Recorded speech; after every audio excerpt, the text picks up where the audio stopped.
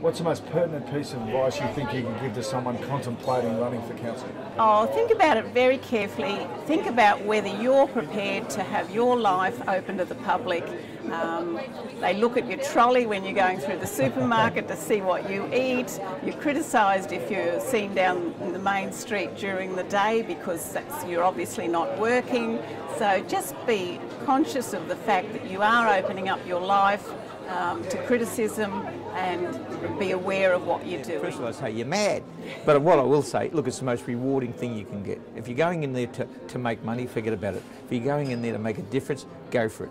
It's not about a title, it's not about a position, it's a responsibility where you'll be involved in taking your community forward, and I just love it. I just say to them, go to an open meeting of council and sit in on it and see the range of things that we talk about and get yourself some idea of whether you are interested in all of those things. I think there's no better call on than to give something back to your community. The biggest assumption that people have got is they're going to come in and they're going to change things overnight. Yeah.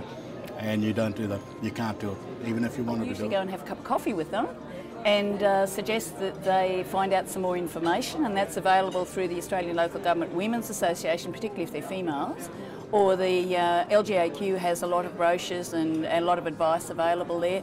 Need to have a little bit of a think about it, but I would suggest they go for it if they feel the need to serve the community. Obviously you've got to have the passion to be interested, you've got to have a vision, you've got to be a good listener. That's, you know, it's an easy word to say, a good listener, but I mean, you really have to practice that. I'd say it's more a lifestyle than a profession. You have to be very professional, very objective.